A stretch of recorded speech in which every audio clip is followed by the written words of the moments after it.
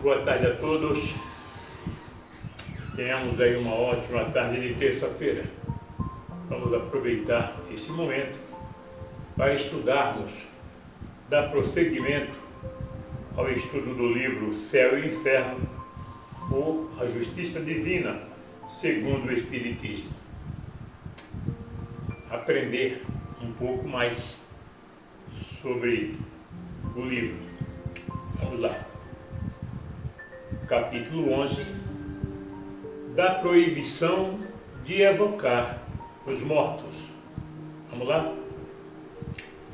A Igreja não nega de modo algum o fato das manifestações. Ela as admite todas. Ao contrário, assim como se viu nas citações precedentes, mas as atribui à intervenção exclusiva dos demônios. É sem razão que alguns invocam o Evangelho para interditá-las, porque o Evangelho disso não diz uma palavra. O supremo argumento que se faz valer é a proibição de Moisés.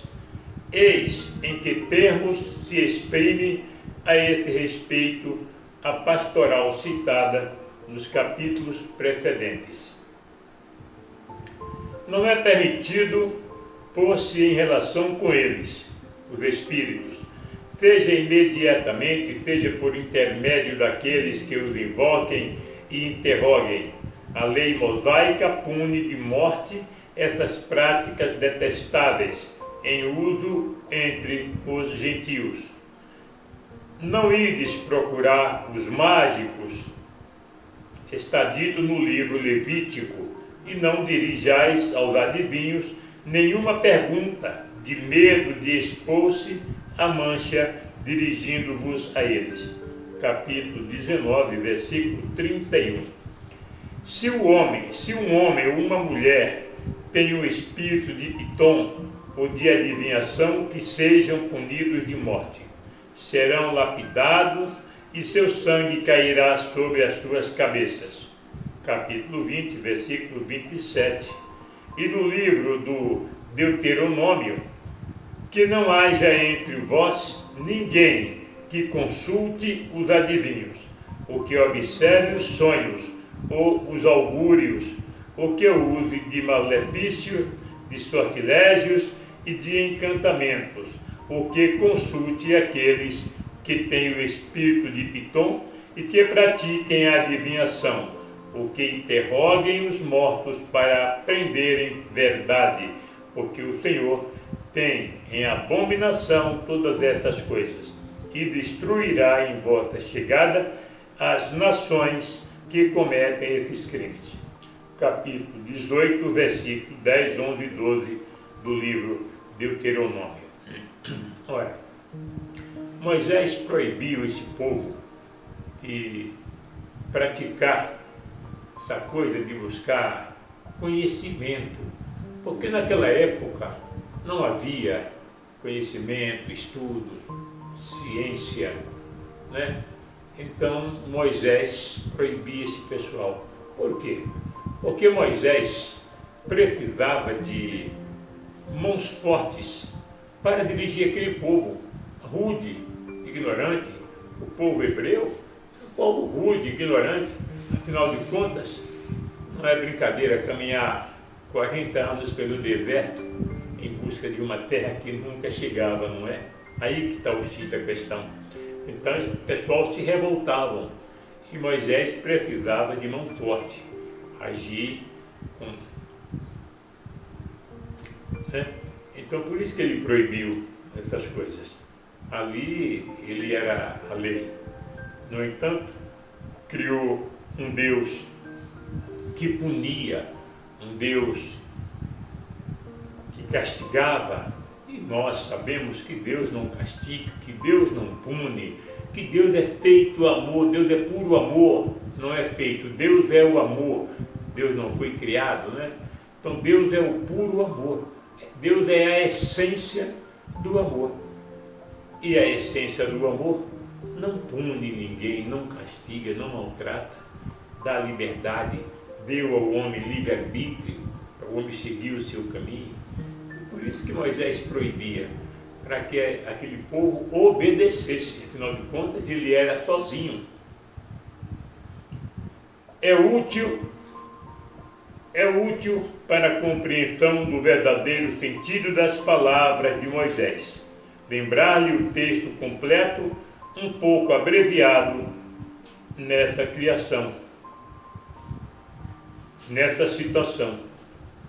Não vos desviei de vosso Deus, não vos desviei de vosso Deus, para ir procurar os mágicos, e não consultei os adivinhos, de medo de vos manchar em vos dirigindo a eles.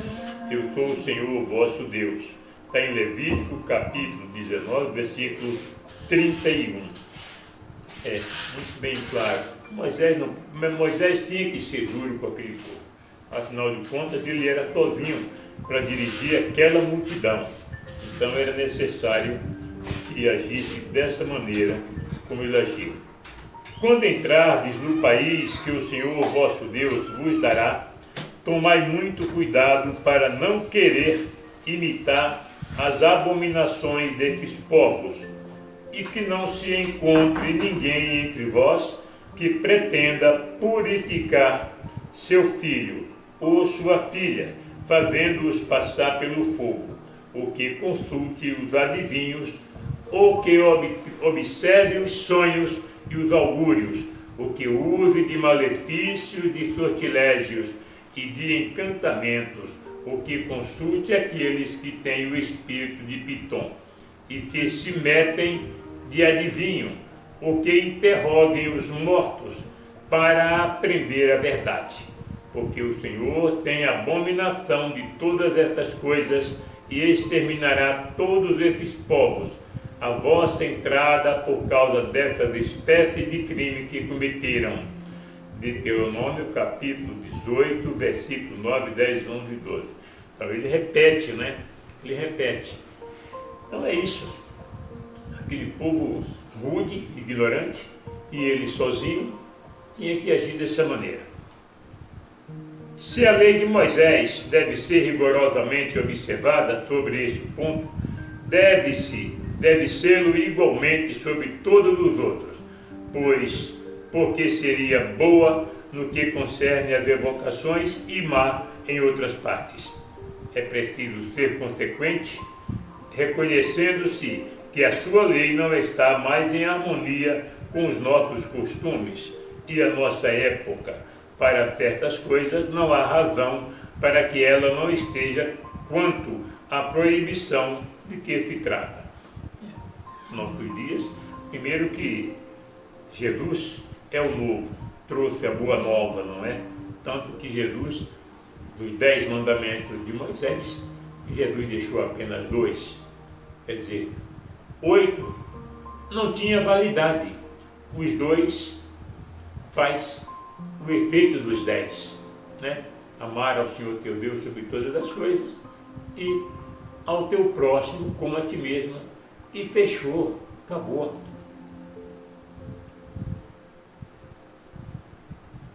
Aliás, é preciso se reportar os motivos que provocaram esta proibição, motivos que tinham então a sua razão de ser, mas que seguramente hoje não existem mais. O legislador hebreu queria que seu povo rompesse com todos os costumes hauridos no Egito, onde o das evocações estava em uso e eram um motivo de abuso, como provam essas palavras de Isaías.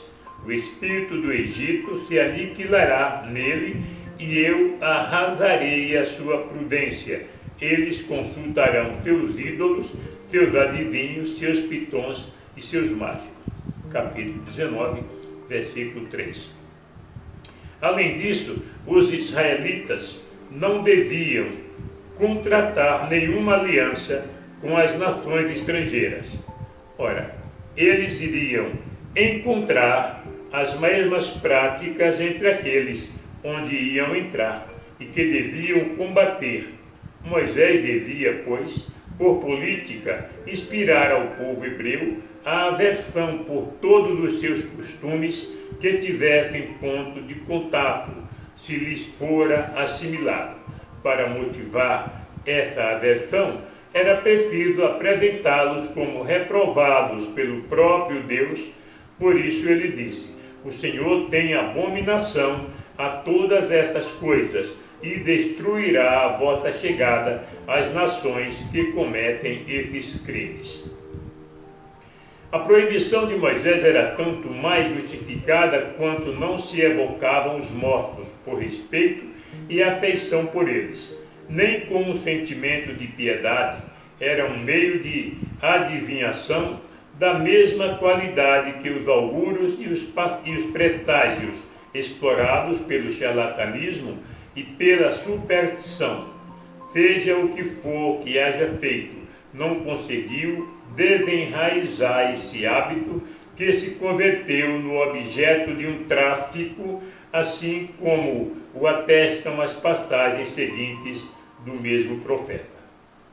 E quando vos disserem, consultai os mágicos e os adivinhos que falam em segredo em seus encantamentos, respondei-lhes: cada povo não consulta seu Deus?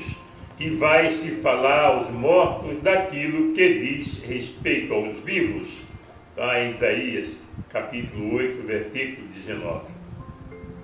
Sou eu quem faço ver a falsidade dos prodígios, da magia, que tornam insensatos aqueles que se intrometem em adivinhar, que transtorna o espírito dos sábios e que convence de loucura a sua vã ciência. Está no capítulo 44, versículo 25. Que esses augúrios que estudam o céu, que contemplam os astros e que contam os meses para deles tirarem a predição que querem vos dar do futuro, venham agora e que vos salvem. Vieram como a palha, o fogo as devorou. Não poderão livrar suas almas das chamas ardentes. Não restará de seu abrasamento, nem carvões nos quais se possa aquecer, nem fogo diante do qual se possa sentar. Eis em que se tornarão todas essas coisas, as quais vos aplicastes com tanto trabalho. Estes negociantes que traficam convosco em vossa juventude desaparecerão todos, um de um lado, outro de outro, sem que deles se encontre o único que vos tire de vossos males. Capítulo 47, versículo 13, 14 e 15. Neste capítulo, Isaías se dirige aos babilônios sob a figura alegórica da Virgem, filha da Babilônia, filha dos caldeus. Diz que os encantamentos não impedirão a ruína de sua monarquia. No capítulo seguinte, dirige-se diretamente aos israelitas. Vinde aqui, vós outros, filho de um adivinhador, raça de um homem adúltero e de uma mulher prostituída, de quem zombais, contra quem abristes a boca e lançastes vossas línguas penetrantes. Não sois filhos pérfidos e descendentes bastardos, vós que procurais a vossa consolação nos vossos deuses, sob todas as árvores carregadas de folhagem, que sacrificais os vossos filhos pequenos nas torrentes, sob as rochas avançadas. Tendes colocado a vossa confiança nas pedras da torrente, espalhastes licores para honrá-las, ofertaste-lhes sacrifícios. Depois disso, a minha indignação não se incendiará. Capítulo 47, versículo 3, 4, 5 e 6. Impressionante, né? 47 não, aqui é 57, capítulo 57, versículo 3, 4, 5 e 6. Essas palavras são inequívocas, provam claramente que nesse tempo as evocações tinham por objetivo a adivinhação e que delas se fazia um comércio. Estavam associadas às práticas da magia e da feitiçaria, e mesmo acompanhadas de sacrifícios humanos. Moisés, pois, tinha razão em proibir essas coisas e de dizer que Deus as tinha em abominação. Estas práticas supersticiosas se perpetuaram até a Idade Média, mas hoje a razão lhe fez justiça e o Espiritismo veio mostrar o objetivo exclusivamente moral, consolador e religioso das relações de além-túmulo, já que os espíritas não sacrificam as crianças pequenas nem derramam licores para honrar os deuses, que não interrogam nem os astros, nem os mortos, nem aos agúrios para conhecerem o futuro que Deus sabiamente ocultou aos homens, que repudiam todo o tráfico da faculdade que alguns receberão se comunicarem com os espíritos, que não estão movidos nem pela curiosidade, nem pela cupidez, mas por um sentimento piedoso e pelo único desejo de se instruírem, de se melhorarem e de aliviarem as almas sofredoras. A proibição de Moisés não lhes concerne de modo algum. É o que teriam visto aqueles que a invocam contra os espíritas. Se tivessem aprofundado melhor no sentido das palavras bíblicas, teriam reconhecido que não existe nenhuma analogia entre o que se passava com os hebreus e os princípios do Espiritismo. Bem mais que o Espiritismo condena precisamente o que motivava a proibição de Moisés, mas cegos pelo desejo de encontrarem um argumento contra as ideias novas, não se aperceberam de que esse argumento é completamente falso. A lei civil de nossos dias pune todos os abusos que Moisés queria reprimir. Se Moisés decretou a pena de morte contra os delinquentes, foi porque precisava de meios rigorosos para governar esse povo indisciplinado. Também a pena de morte está prodigalizada em sua legislação. Não havia, no resto, grande escolha em seus meios de repressão. Não existiam nem prisões, nem casas de correção no deserto, e seu povo não era de natureza a temer. Penas puramente disciplinares. Não podia aumentar a sua penalidade como se faz em nossos dias. É, pois, erradamente que se apoia na severidade do castigo para provar o grau de culpabilidade das evocações dos mortos. Seria preciso, por respeito à lei de Moisés, manter a pena capital para todos os casos em que ele se aplicava. Em que ele se aplicava é uma pergunta, né? Aliás, por que reviver com tanta insistência esse artigo, quando se silencia o começo do capítulo que proíbe aos sacerdotes possuírem bem da terra, de terem parte em algumas heranças, porque é o próprio Senhor a sua herança? Também está no livro Deuteronômio, no capítulo 18, no versículo 11 e 12. É o que eu disse no início. Moisés precisava de mão forte. Ele tinha que ter mão forte para poder guiar aquele povo. Está bem claro não existia prisões, casa de correção. Como é que ele ia fazer com esse povo? A não ser que fizesse uma prisão, uma jaula, né? E colocasse o indivíduo dentro como uma fera. Isso não seria possível. Então Moisés aplicou essa pena, né? Pena de morte. Um Deus que castigava, né? Um Deus rancoroso. E nós sabemos que Deus não castiga e que Deus é a essência do mais puro amor. Por isso que é bom a gente estudar um pouquinho, aprender, para poder entender as coisas como realmente elas são.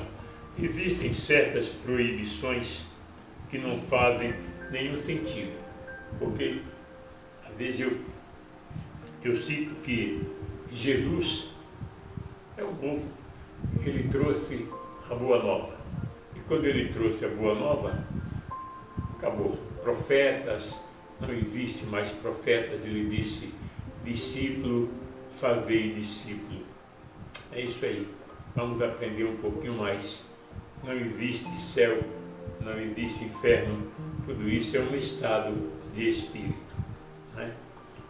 Uma boa tarde a todos, e Jesus abençoe a todos vocês, muita paz e muita luz.